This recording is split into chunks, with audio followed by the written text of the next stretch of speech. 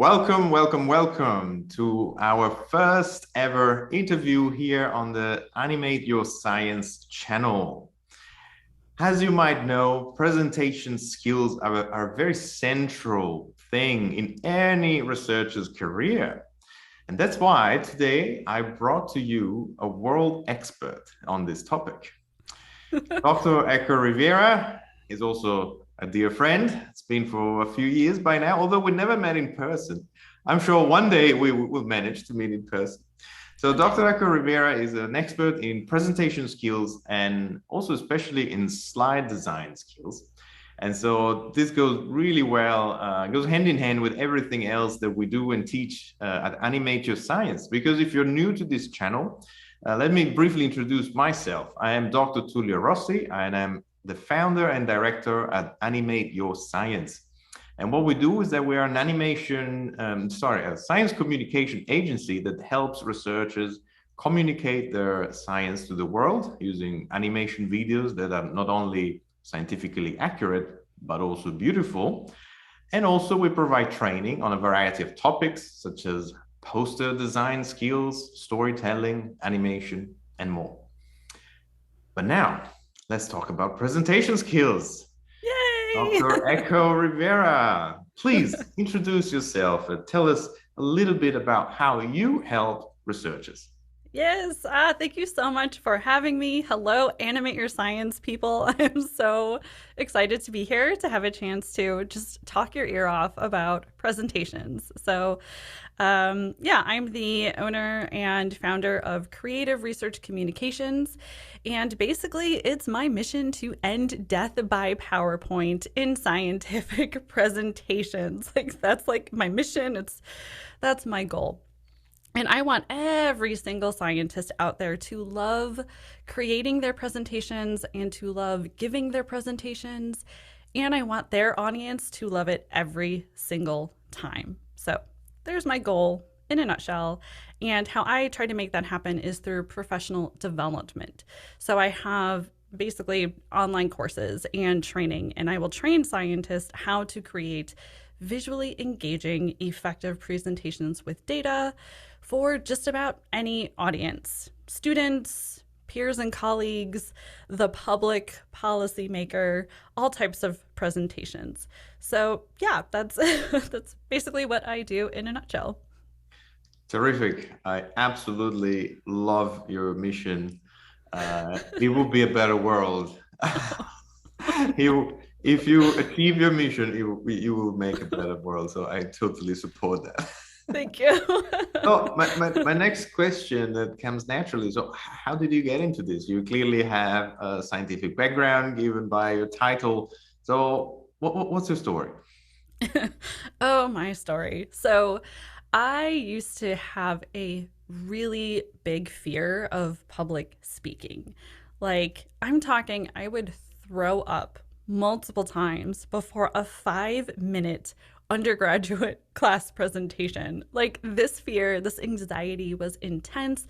I lost sleep. It was consuming me. And my coping mechanism as an extreme introvert, like if you imagine the scale of introversion and extroversion, I'm all the way at that introvert end.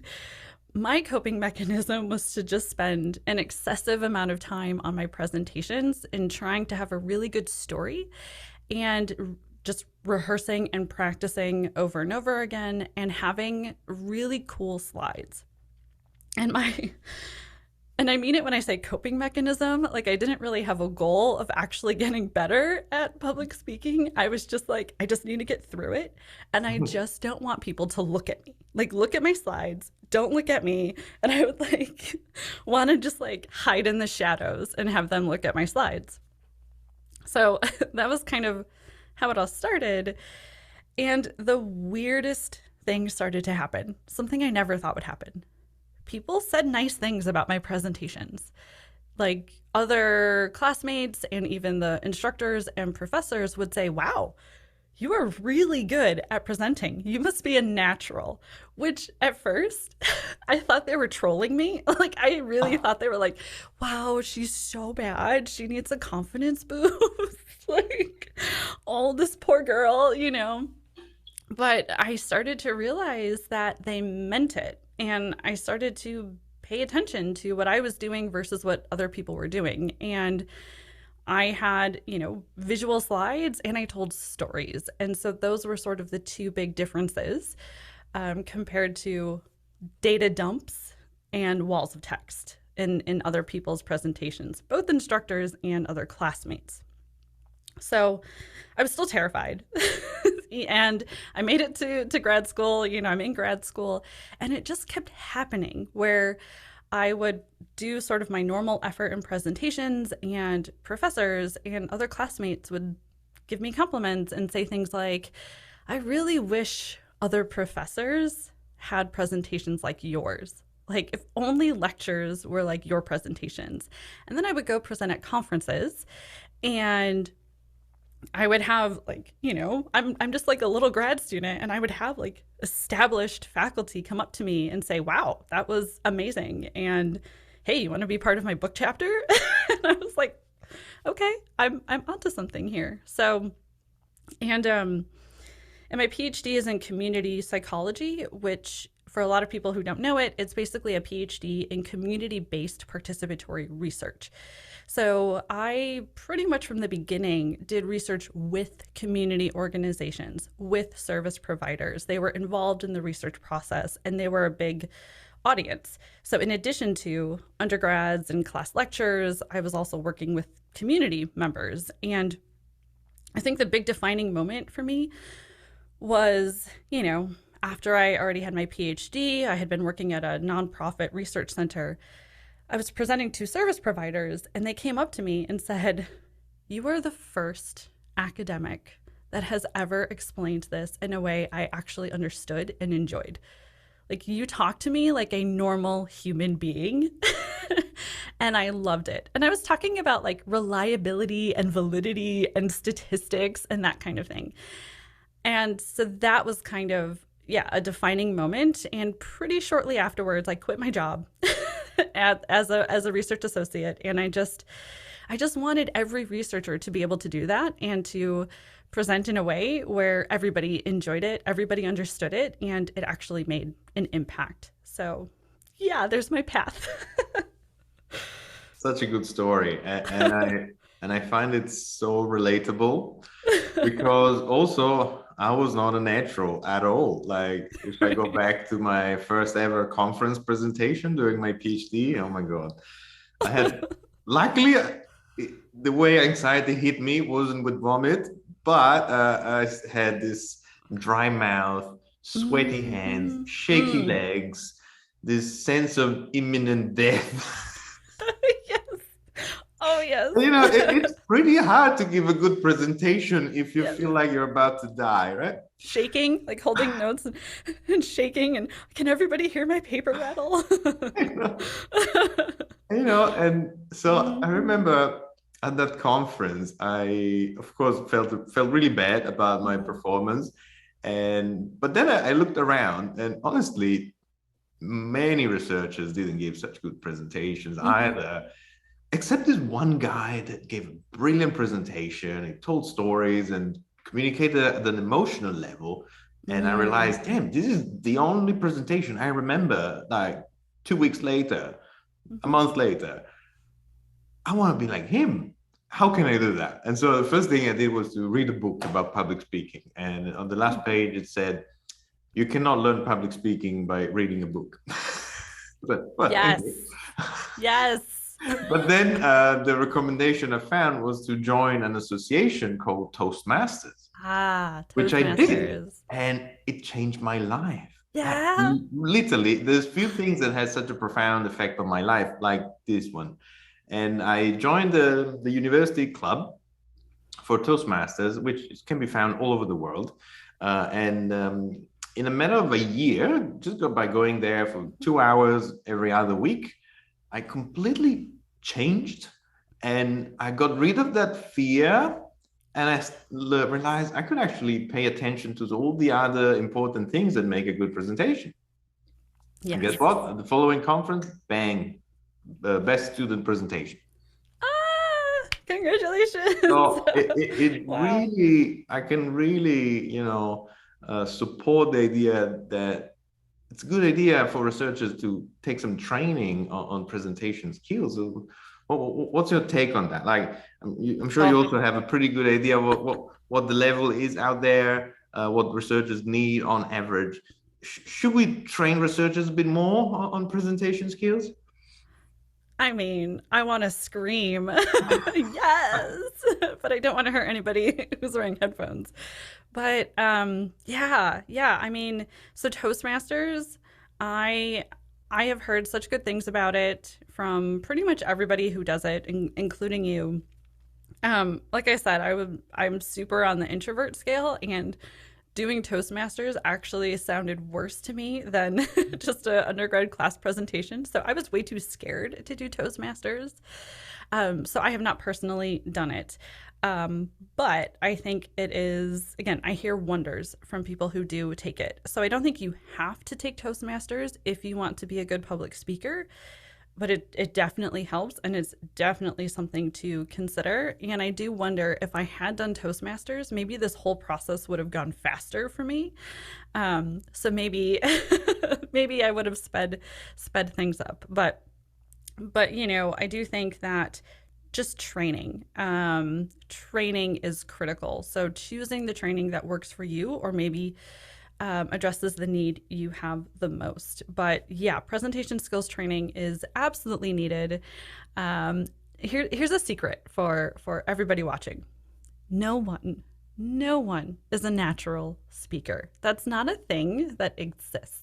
There are people who might not be scared to get up on a podium and then just talk and wing it.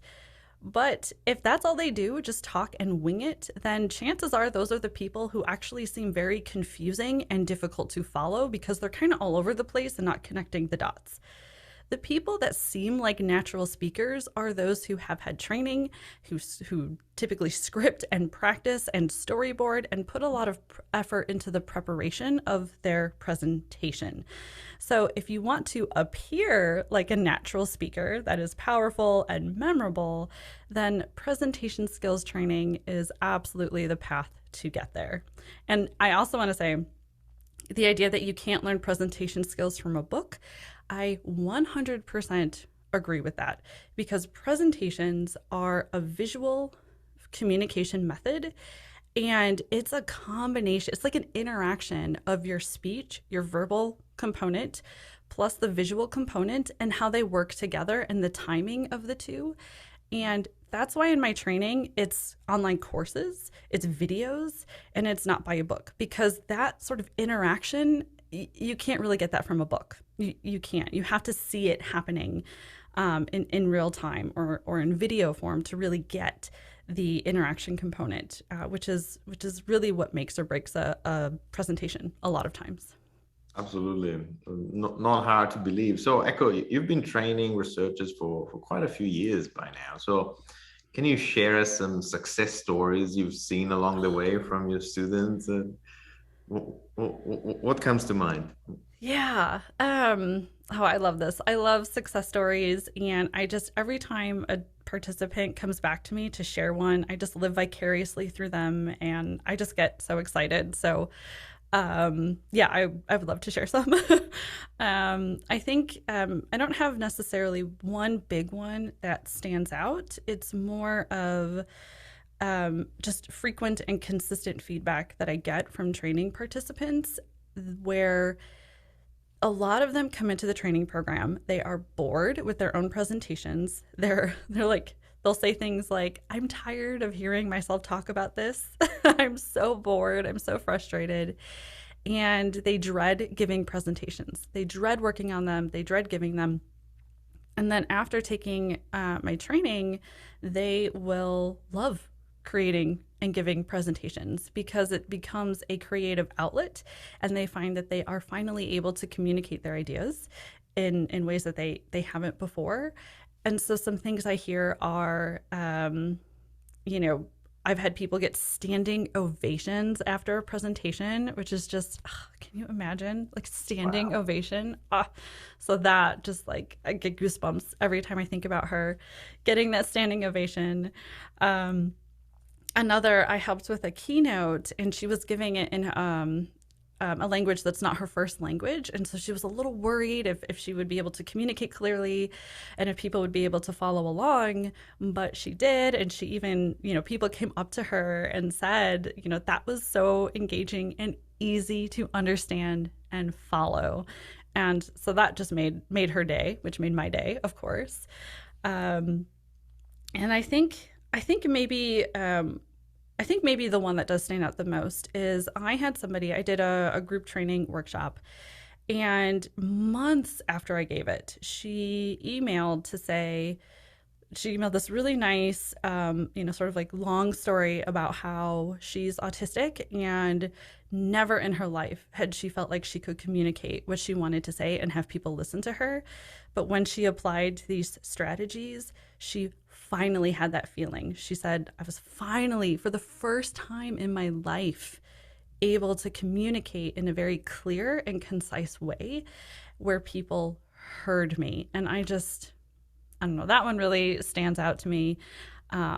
So yeah, it's just a lot of people feeling like I'm finally able to communicate my work in a way that does it justice, and people are hearing me. So I would say success stories.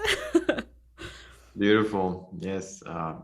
Look, it makes such a difference. Like Yeah, I saw it in my own life.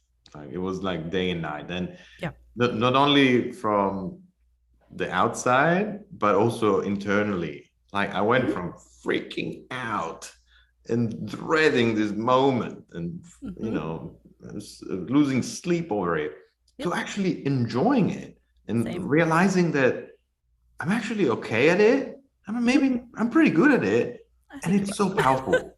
When you Yeah. appreciate how powerful Yes. a well Yes. presented idea is, it can be extremely persuasive. So Yeah. you can really influence people with the good presentation. Hmm. It's a really powerful tool that I learned to love.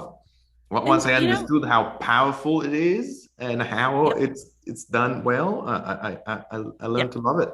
And now I You can't go actually, back. yeah, can't go You back. And you I, can't go back. And once you see that audience that's glued to you instead of TikTok, you yeah, know, once you feel that energy and once people yeah, actually come up to you and say, "Hey, that was the most accessible presentation I've ever seen," you yeah, realize that's a yeah. good feeling. And I know a lot of people hate working on presentations. They feel like, oh, I just need to get this done as soon as possible because it feels like a waste of time. Because I know people out there are trying and they're making presentations and spending a lot of time on them and they hear nothing, right? They just see people who are checking their email and people just leave the room and don't say anything good. And so it can feel like presentations itself are a waste of time, but they really don't have to be. And they can actually be exactly what you said, really powerful. And you can just like sense that you're actually making an impact and making Yeah. change in real time. And, that's a rush. Like nothing It quite is beats a that. rush, and once you experience that, you can't go back, as you Yeah. said, and Mm-hmm. you will want to do it more and more, Yep. which is now, yeah, Mm-hmm. how I Yeah, I feel love about it. presentations now. I love it. I enjoy every aspect of creating a presentation. So, yeah, I Absolutely, agree. Mm-hmm. absolutely. All right, so people often get a bit obsessed about the tool that they should use True. in building the slides. So, first of all, is the tool important? What is your recommendation? Yeah. Okay. Yeah, let's talk about tools and apps. The number one question I'm asked is, and I'm tagged into conversations all the time on social media about this, where someone says, I'm so bored with my presentations. What should I use other than PowerPoint? Right? So, kind of like what you were saying, like people really focus in on the tool or the app. So, here's my answer to everybody. If you understand how to create an effective presentation, period, the app you use does not matter. So almost everybody thinks that the tool is going to save them, but the tool does not. So if you are looking to stop creating a boring, confusing, overwhelming, or underwhelming presentation, a tool does not do that. What a tool or app can do for you is once you already know how to create a visually engaging, effective presentation and data visualization and storytelling and all that, choosing the right tool will help you just do that faster. So it's about efficiency. And the right tool will help you do certain accommodations or improve some accessibility aspects of your presentation. But in terms of the presentation itself, it doesn't actually matter what app you use. You can make an awesome presentation in Google Slides, in Apple Keynote, in Prezi, even if you disable like half the features. And you can make awesome presentations in the number one tool I do recommend, PowerPoint. So I know I said I want to end death by PowerPoint, but death by PowerPoint is not PowerPoint's fault. And PowerPoint is what I use and what I recommend people use. True. Tools are not good or evil. They're just Yep. tools. It's Mm-hmm. all about how you use them. Yep. Pretty much. And PowerPoint, like people are so shocked. People are so, when they see my presentations, they seriously ask, they like can't believe I'm using PowerPoint. And the number of times I've had people ask me, like, is this After Effects? Like people just cannot believe it's PowerPoint. And I'm like, no, it's just good old PowerPoint. And you know, PowerPoint just has like amazing features. Like you can edit the slide master to speed up the entire slide design process. PowerPoint has the best accessibility features and they have an icons library and you can just like edit all sorts of things and put your own colors in there and I don't know, I could keep going on because PowerPoint really is the most powerful. And so many people think it's boring, but it's not. And but again, you know, if you want to use something like Apple Keynote, then I used to use Keynote. I used it for like 15 years until I switched to PowerPoint more recently. So the only thing I will say, and a lot of people might get upset. There's one nuance here. The one tool I recommend you don't use for presentations specifically is Mhm. Canva. So that's the one I'm like, don't use Canva if you're going to do presentations.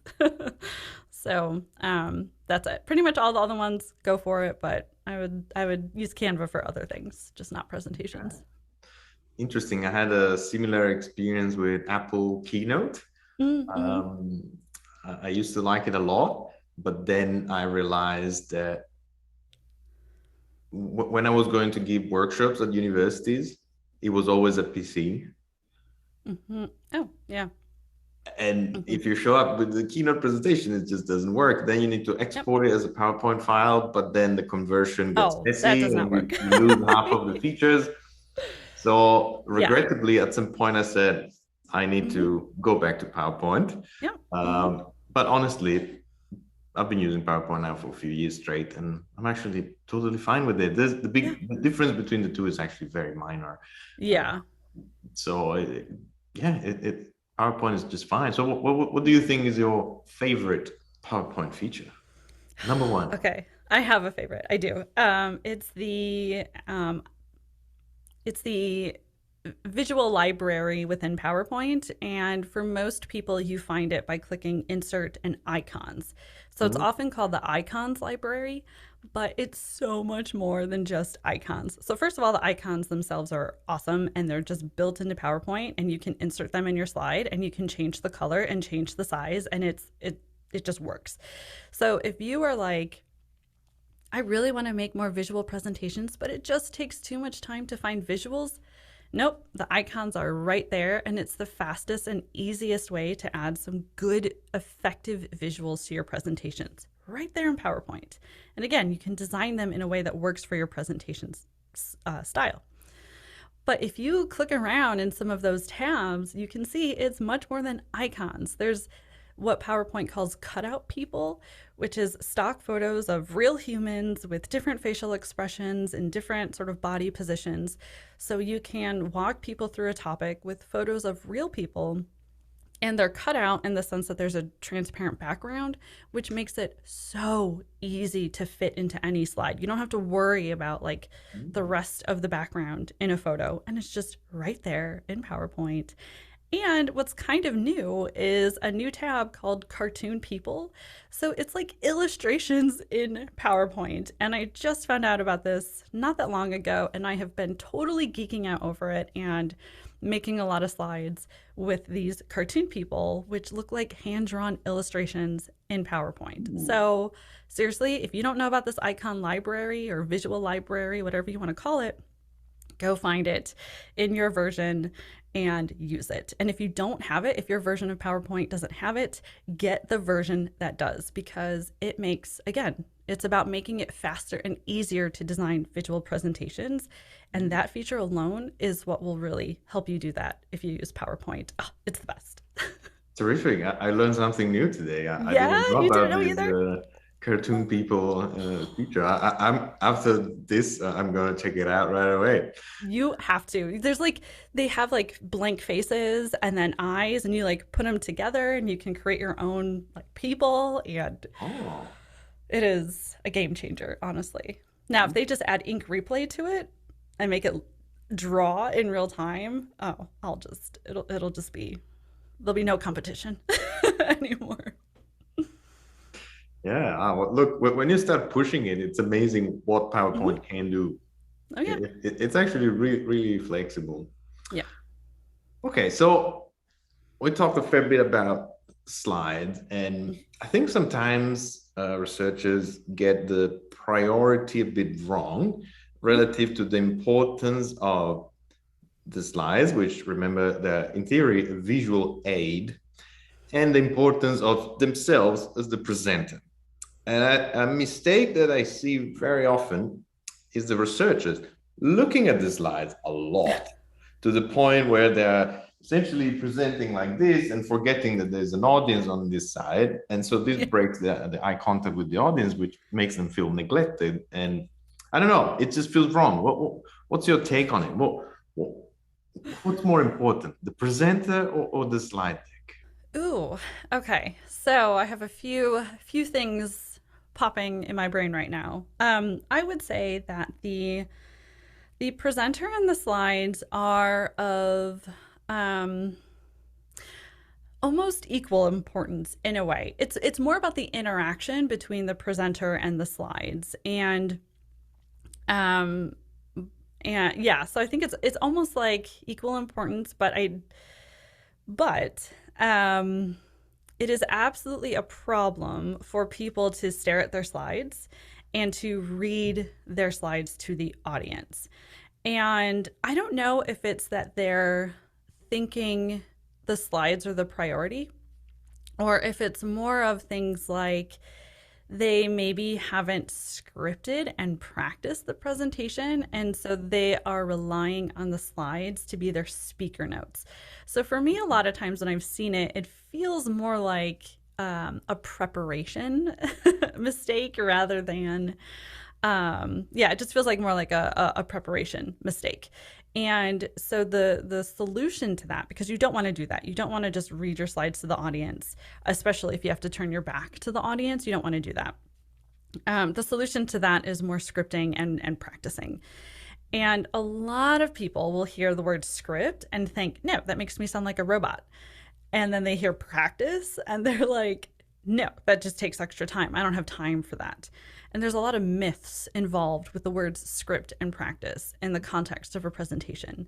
So I just want to reassure everybody that if you do it right, scripting and practicing is not actually an extra step. It's something that you do from the moment you start working on your slides. It's built into the way you create your slides. And that is how you sound like a natural speaker, is you have a script that you've practiced in the right way. I actually have like a whole YouTube video where I explain this, because so many people make assumptions about scripting and practicing, which yeah, so I would encourage people who are like, what, I never script or practice and I hate it, check out my video, because Yeah, I kind of show you how to do it without it taking any extra time. And it actually saves you time because you don't have to edit your presentation down the road as much. And when you deliver the presentation, you're not reading and turning your back to the audience. I would also say that another reason I think people do this is because they have too much text on their slide. And this comes from anxiety. This comes from them worried they're going to forget what they're going to say. And so they're like, I'll just put it on the slides and then I definitely won't forget. And it might start working for the first few slides, but then what happens is every slide looks the same. Every slide is full of text, and there's a point where the presenter will kind of look at the slides and go, oh, that's a wall of text. I don't remember what I wanted to say, and I don't have time to sit there and read it and sort through it. So I'm just going to read my slides to the audience. And then they just start reading their slides, and then it goes bad, and then it just increases the anxiety for next time. And then they almost like, they just keep doing that. They just keep adding more and more text to their slides. So the solution to this is to actually have less text on your slide. That makes it easier for you to glance and remember what you wanted to say. And it's better for your audience because now you're not reading your slides to them, you're not turning your back on them, you're not doing all that stuff. So yeah, slides are like your friend and they're visual aids, like you said.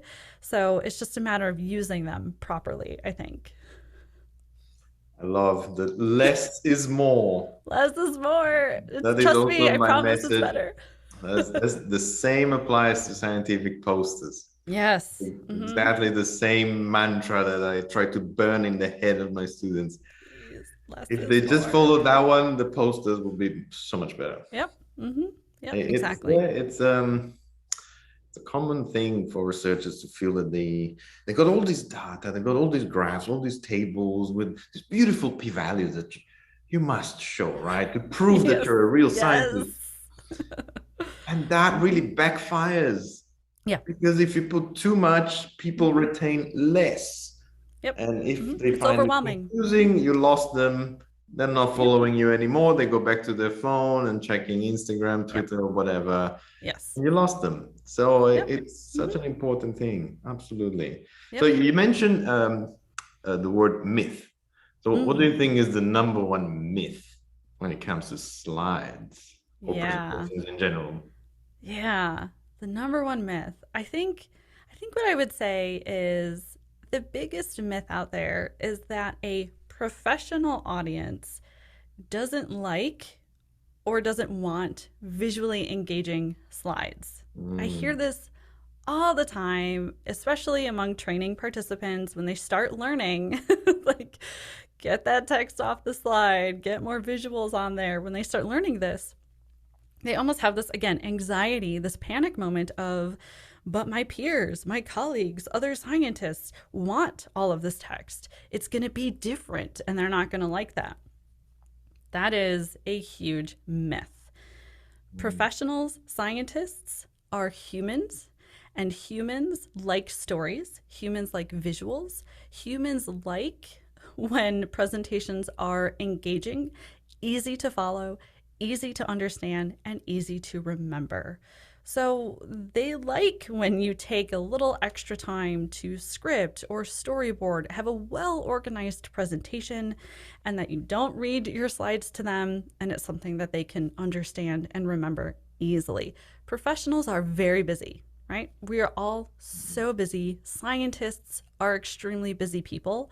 And so when you have a presentation that shows them and tells them, hey, I know you're busy, so I wanted to make this as easy to understand as possible to make sure that you get value out of this and that you don't waste your time, right? Scientists will appreciate that. So I think that's if there's one point that you take away from it from this interview, I think it might be that professionals do want you to have a visually engaging presentation with clear and concise points.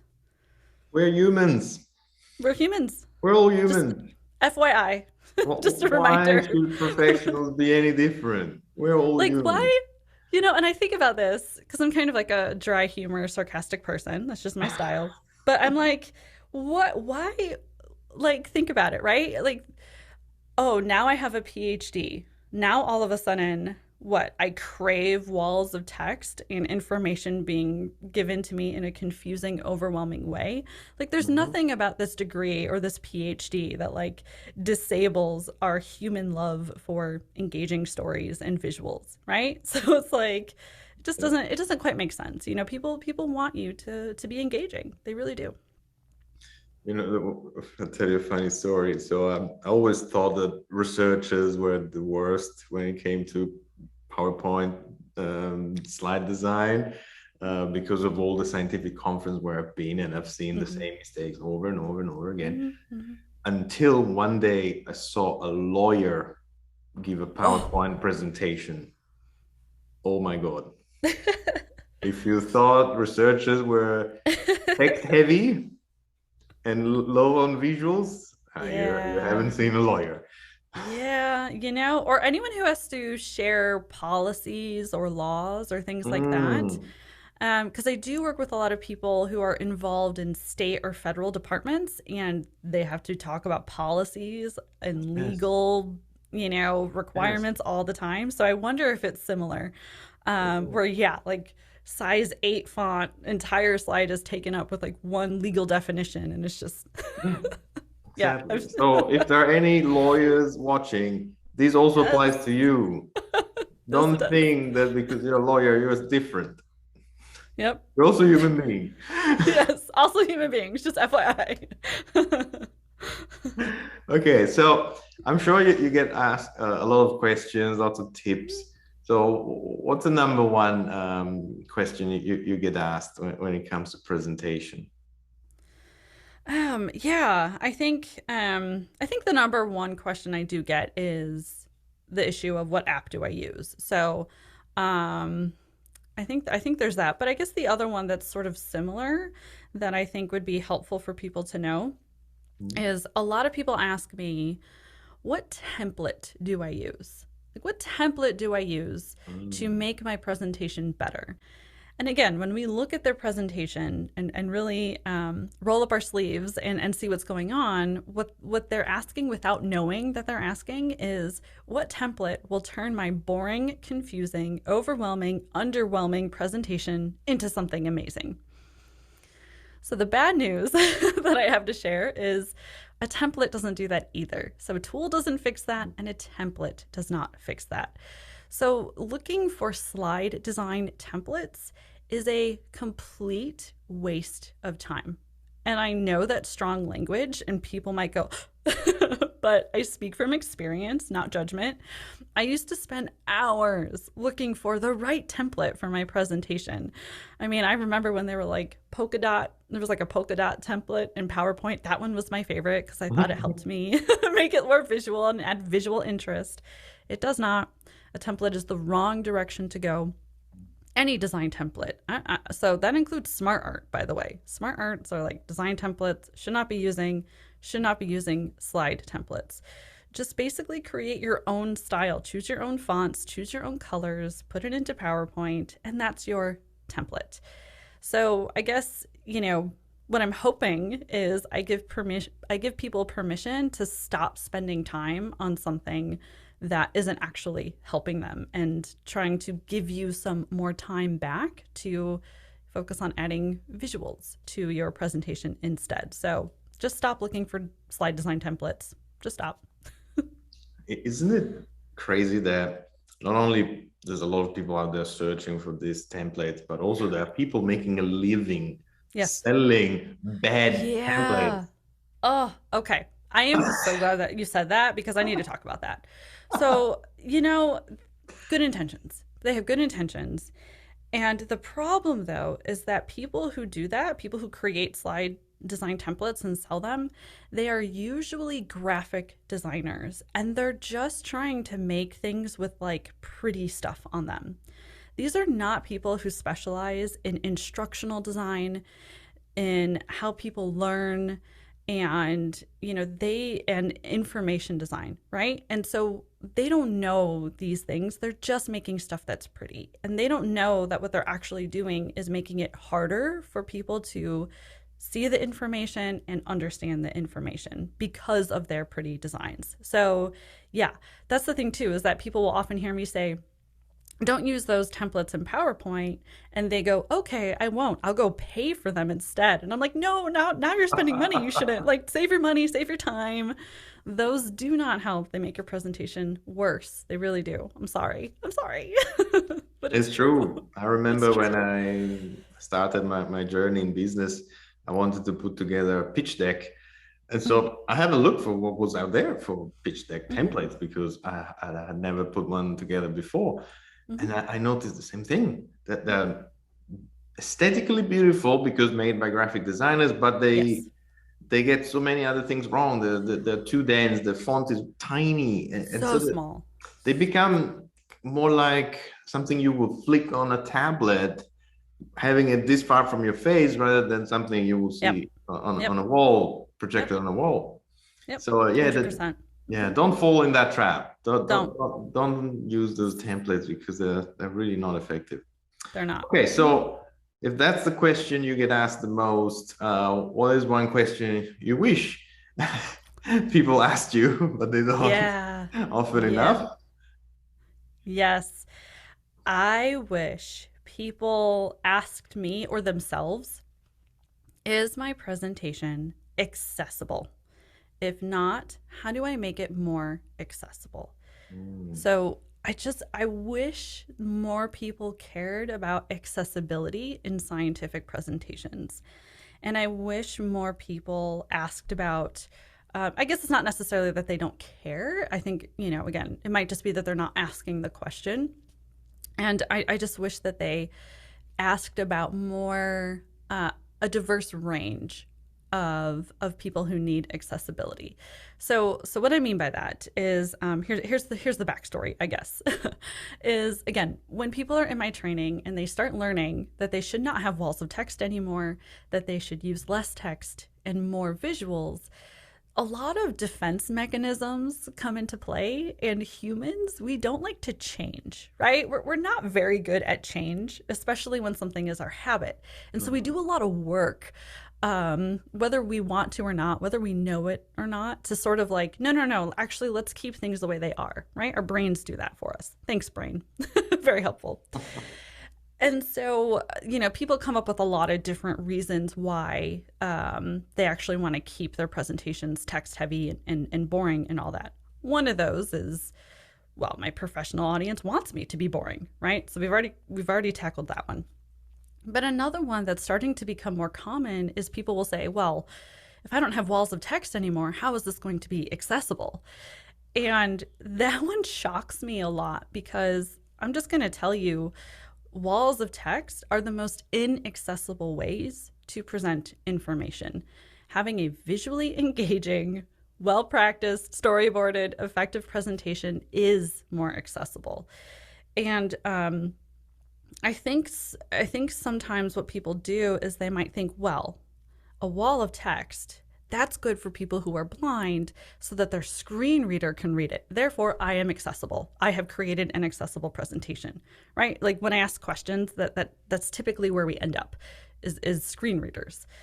And what people don't know is that a lot of times they think that just because they used a template or someone said it's accessible and can be read by a screen reader, that usually isn't true.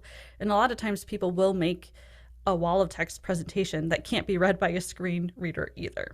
But again, it's also a very narrow, even view of accessibility, and there's a lot of disabilities, and I just think we need to broaden that and expand that, and just really try to make our baseline presentation style more accessible and, more ready for accommodations as needed. So I just wish there was a little bit more questions about that, than I typically do get. For sure. And also, I think people forget that either you read or you listen. Multitasking it's a myth too. Multitasking. Oh my There is no goodness. multitasking in human brains. There's just Yep. very rapid switching Yep. between Yep. reading or listening. Yeah. But Yep. both cannot happen at the same time. This is scientifically proven. Mm-hmm. So it's much better to have a little bit of text. So, Yep. just a few words, you grab that in a Yep. split second, and then you go Yep. back to listening to the speaker Yep. right away. Exactly. And that works. Yep. But if instead it's, heavy on the Yep. text and Yep. also the speaker is talking, it's either one or the other. Yep. So, And and that's typically people don't want to read slide after slide right. for 15 minutes straight, They don't. so they switch off. Yeah, exactly. They just turn off. And the thing too is that, there's it is more than slide design too. Accessibility has us look at every aspect of our presentation, including how we deliver a presentation. So, a lot of people, because they're just kind of putting all their text on the slides and just having their presentations look that way, while they're giving a presentation, they realize some mistakes with that. So they go on tangents because they realize, ooh, I forgot to explain this really important concept. So I'm just going to do it verbally. And then what they're saying doesn't actually match the slides. And then it creates, yeah, like this cognitive overload, this sort of chaos situation where they're trying to listen, but also trying to read the slides, take notes and all that kind of stuff. Or they just start skipping their slides because they realize I'm running out of time. And, there are things like that are part of the presentation that, again, really make it inaccessible for a lot of people. So yeah, I think that really needs to change. All right. So, listeners, if you go to this point and thought, oh, yeah, that's me, I'm guilty, I have good news. You can Yes, change. you can change. I was no natural. Echo was no natural either. We both learned this. You can learn it too. So, I Mhm. know that Echo has some really good training programs available for researchers. Can you tell us a bit about those? Yes. Where should people start? Yes. Okay. So, yeah, I've been training for a really long time now. I've trained a lot of academics, researchers, and scientists. And I now have an online professional development program called the Presentation Skills Masterclass Series, a very academic name.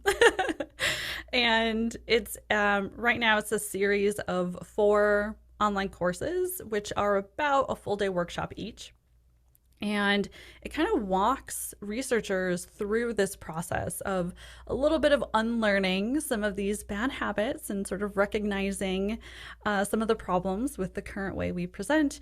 And then we start with some low hanging fruit, very easy changes you can make in your presentation to have a huge impact and to start getting people noticing your presentations in a good way. Start getting that feedback that your presentation is easy to follow and accessible, right? Those types of things. And then each course builds on that and includes more advanced skills. So the first course, the best place to start is with that low hanging fruit. The course is called Fail Proof Slide Design, and it's what helps you start having less text on a slide and how to incorporate more visuals onto your slide, and really helps you with those very easy changes that don't actually require you to change too much. You don't have to overhaul everything you do with your presentations. It's just some tweaks, it's just some changes, and you'll notice a big impact with that. And so that's kind of the place that I recommend. And then from there, it's about learning how to basically design using blank slides, how to be a visual thinker, how to build your own visuals. And then, of course, we do lots of data visualization for quantitative and qualitative data. I was mostly a mixed method researcher, so I've done a lot with qualitative research. So I include that as well. And then, of course, we talk a lot about storyboarding and storytelling. So it's a whole program that walks people through the whole process, and it's I try to make it really as fun as possible. And it's interactive, it's active learning, so there's activities, so you get to try out the new things I'm talking about. So yeah, I share all my best secrets in this program, and accessibility is embedded in every lesson, because I care about accessibility quite a lot. And so by going through this course, starting with the first one, you start making more accessible, visually engaging presentations. So yeah, that's my That's my program. Amazing. I kept, well, as you were talking, I kept thinking, oh, wouldn't have been amazing if I had access to this training during my master degree days or Yeah, yeah, PhD days. It yeah. would have made such a big difference. So now Hmm. imagine like looking ahead in your career. All right, if you take some training now, Hmm. how much would that compound year after year? Yes. Yep. Good presentation after good presentation, impact, influence, being Yes. remembered, getting invited talks, getting Hmm. keynote invites, getting standing ovations, even as you mentioned Yes. earlier. Yep. So, Hmm. it's so worth it, really. Yep. So if you do care about your career, and I know you do, I think this is a good investment. And I've taken the first class that Echo mentioned, and I can Yes. confirm it's really fun. And even if I work in this very similar space in visual science communication, I learned something new. Echo has a very interesting take on bullet points, which I didn't know. Um, It's a I'm not gonna say what it is. To find out, you'll have Yes, to take her class. that's right. People Um, are shocked. That yeah, still I turns out to was. be one of I the most thought surprising ones. bullet points Yeah. were completely innocent, and actually, I thought they were much better than alternatives. But that's something I have learned. So, if you're interested in this training, head to the link in the video description. It's a special link that will give you access to a special deal, so don't miss out on that one. And yeah, remember that this is so worth it, really. Unfortunately, these things are often not offered at universities or other Yeah. institutions. It still boggles me why, but they are available online through people like Echo. So don't Yeah. miss this opportunity, and because you can really change your career with this. All right, I think we covered enough ground for today. It was Yeah. really fun talking to you, Echo, as always. Is there any last concluding remarks you would like to offer? Um, I don't think so. Just that, even if you hate giving presentations, I promise that I think there's still something for you. And again, I have a lot of people who say they hate presentations, take my training, and then love them. And that's my favorite piece of feedback, honestly. So, if you do want to, improve your presentation skills and give engaging presentations, I promise that is possible for you, even if you hate it, even if you're scared, even if you're terrified. There's a light at the end of the tunnel, so to speak. Hmm. Very true, very true. And on this note, we'll conclude here this episode, which, by the way, was the very first interview on our Woo! channel. Very excited, and I enjoyed Yay! it very much. So I think we're Me gonna too. have more in the Woo! future. Yay! All right, stay tuned for the next one, and I'll see you then. Enjoy the All rest right. of your day. Oh, and by the way, we also have the opposite kind of interview where Echoes interviews me talking about Yes. scientific posters and more. So if Yes. you're interested on that one, you should head to her YouTube channel. I'm Yay. gonna put a link also in the description. Yes. Yes. And All that was right, actually the first interview I did. So on my channel. So there you go. there you go. Well, it's pretty fun. I think we'll Yeah. do more of those. All right. Have a good rest of your day. And thank you Yes. for sticking till the end. Bye bye. Bye.